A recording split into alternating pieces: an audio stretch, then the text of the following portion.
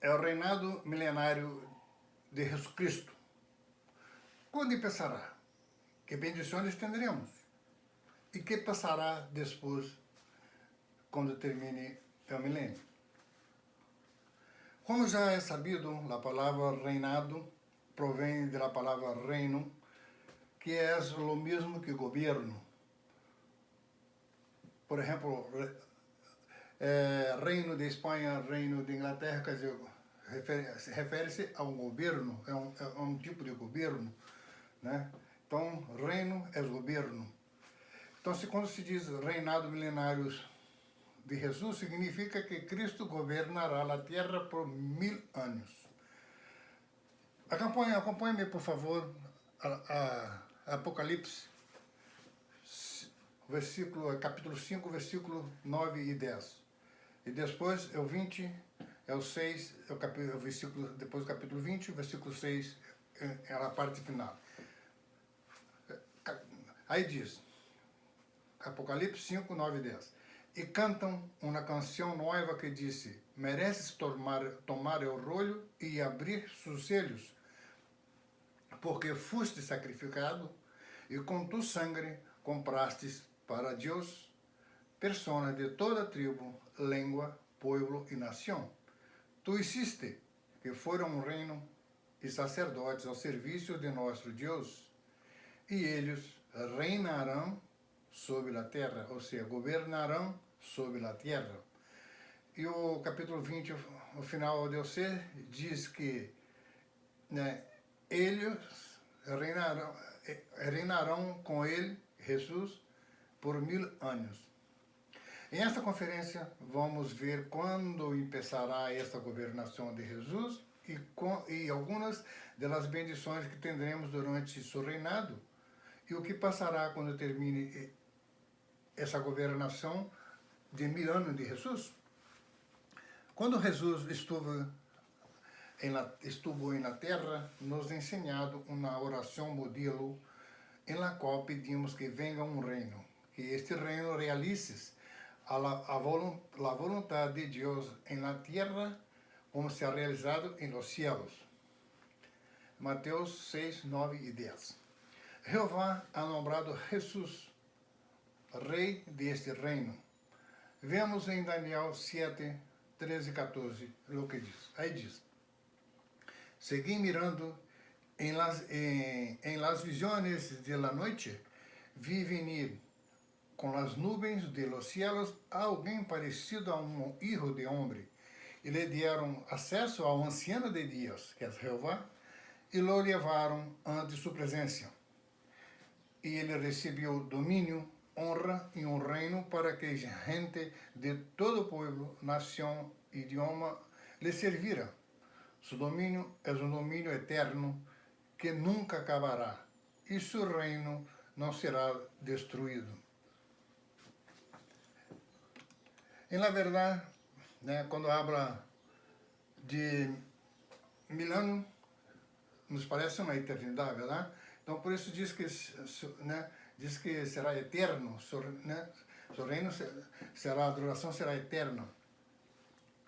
Em la verdade, para, né, um reino durar 1000 anos, deveria de ser realmente muito bom e forte.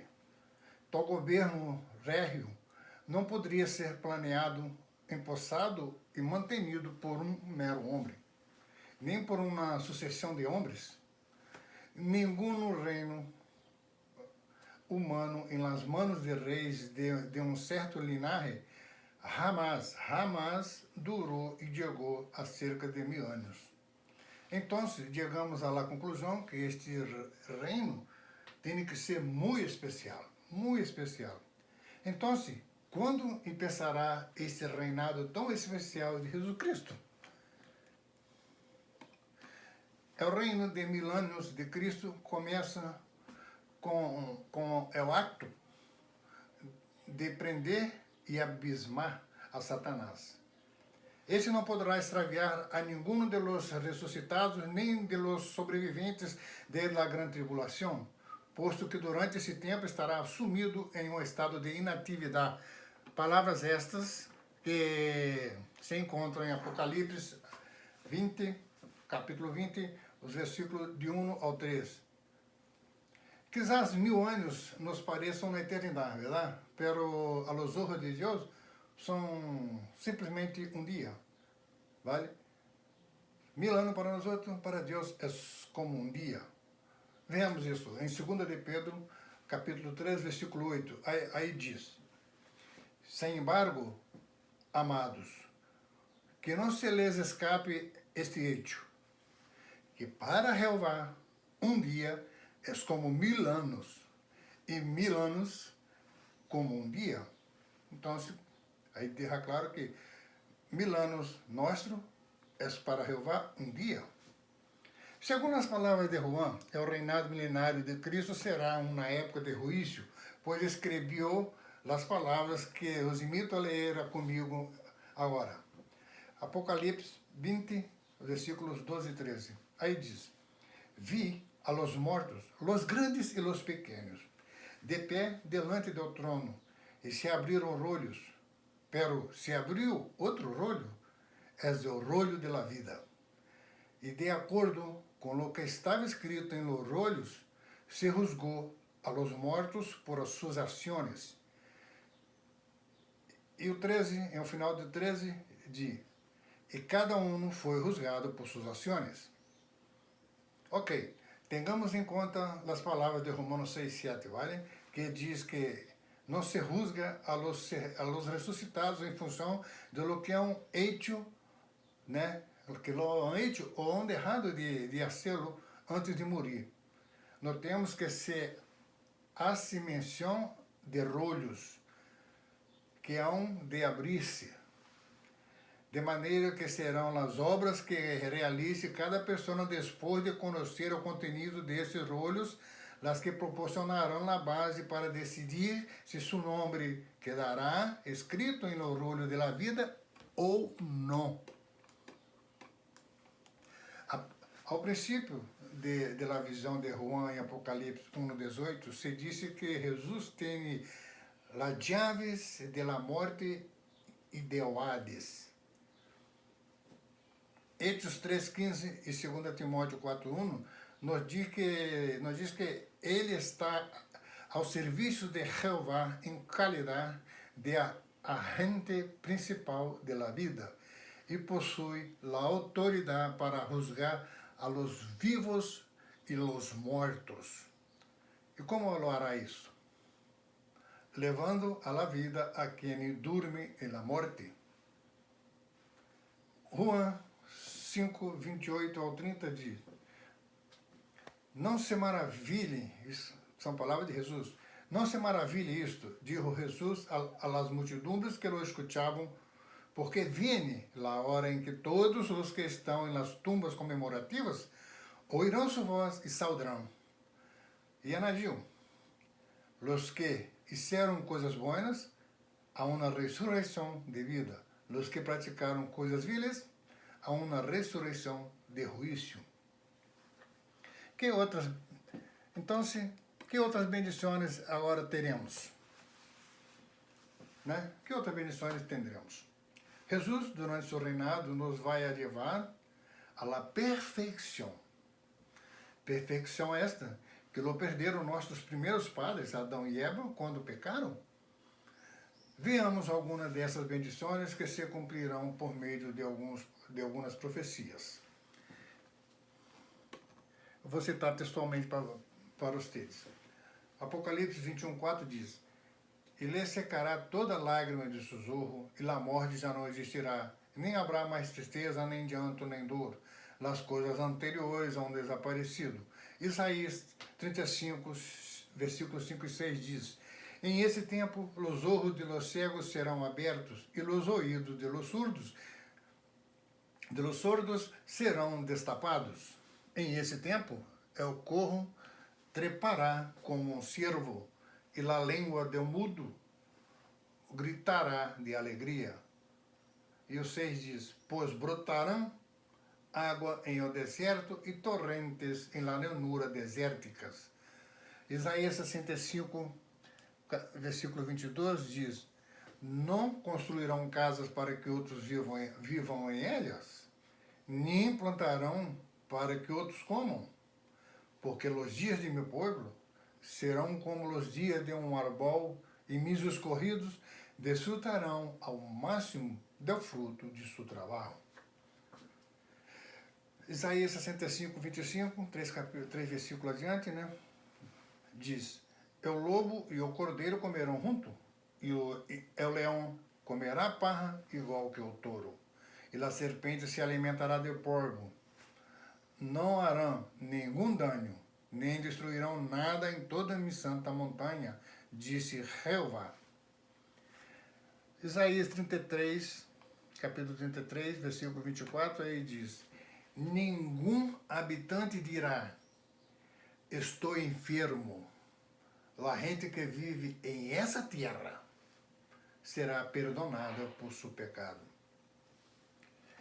Salmo 72:16 acrescenta: em la terra habrá grano em abundância, extraordinária abundância em los cumbres de las montanhas. Los frutos del rei crescerão como o Líbano, e las ciudades, en las ciudades, la gente florescerá como la vegetação de la tierra. Bom, amados, essas são só algumas das bendições que teremos durante o reinado milenário de Jesus. Então, quando chega ao final, o que passará quando se termine este milênio? Jesus entrega o reino. O apóstolo Paulo também descreve a governação de Cristo durante sua presença. Depois de ressuscitar seus seguidores, Cristo procede a reduzir a nada todo o governo e toda a autoridade e poder. Né? Isso quer dizer que ele vai implantar o seu governo, então se os governos humanos que hoje existem, desaparecerão, serão todos destruídos.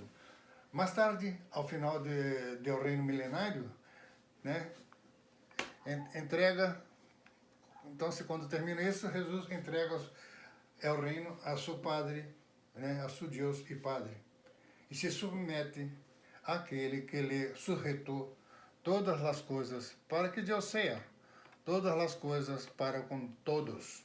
1 Coríntios capítulo 15, versículos do 21 ao 28. Posto que Jesus Cristo entrega o reino a seu Deus e Padre, em que sentido é seu reino eterno, como se repite uma e outra vez nas Escrituras?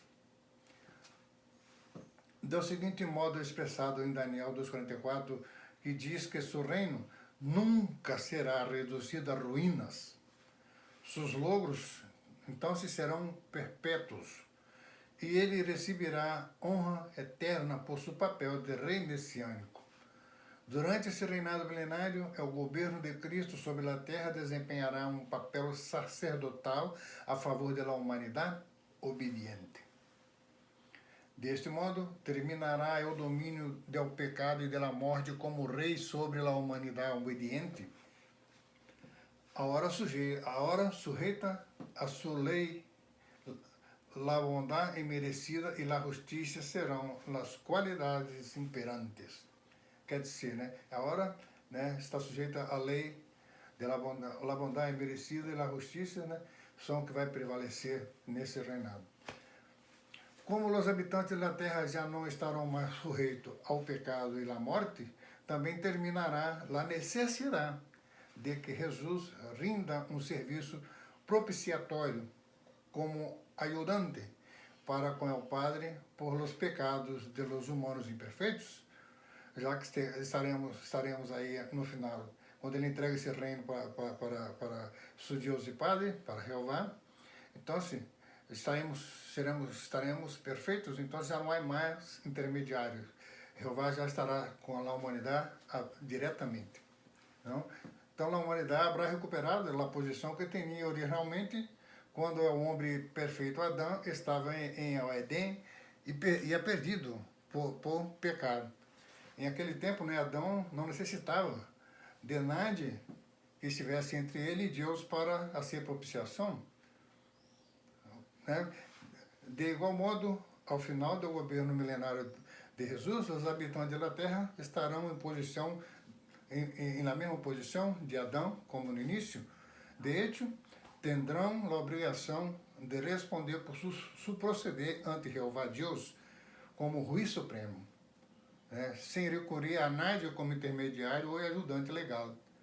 Deste modo, Jeová é o poder soberano para ser todas as coisas para com todos. Isso significa que se habrá realizado em sua totalidade o propósito de Deus de reunir todas as coisas de novo em el Cristo. As coisas que estão em los cielos e as coisas que estão na terra. O governo milenário de Jesus haverá cumprido completamente seu propósito. A terra, em um tempo foco de rebelião, haverá sido restaurada a uma posição plena, limpa e indiscutida em el domínio do soberano universal. Não quedará nenhum reino subsidiário entre Jeová e a humanidade obediente. Saber disso, saber de tudo isso, né, como nos consola saber de tudo isso, a ressurreição, desse propósito que tem Deus no futuro para nós. Hoje, como então se hoje nos pode beneficiar, nos consolar, é o ato da ressurreição. Bueno, talvez hayamos perdido um ser querido na morte, estejamos lutando por assimilar essa grande perda. Da esperança da ressurreição nos permite obter paz interior e fortaleza, algo de lo que carecem a outras pessoas que não conhecem a verdade. Paulo consolou assim a los tessalonicenses: Hermanos, não queremos que estejam em ignorância respeito a los que estão dormindo na morte, para que não se apesadumbrem ustedes com lo que hacen também los demás que não têm esperança. Está em 1 Tessalonicenses 4:13. Então, assim, que a esperança, a ressurreição, né? E a esperança de dias melhores, e hoje a esperança da ressurreição, de sabermos disso, que vamos poder estar aí com nossos entes queridos, que seremos ressuscitados para viver em uma terra paradisíaca, possa nos dar paz interior, né? E fortaleza. Que este seja o seu caso, que seja meu caso, que seja nosso caso. Muitas graças.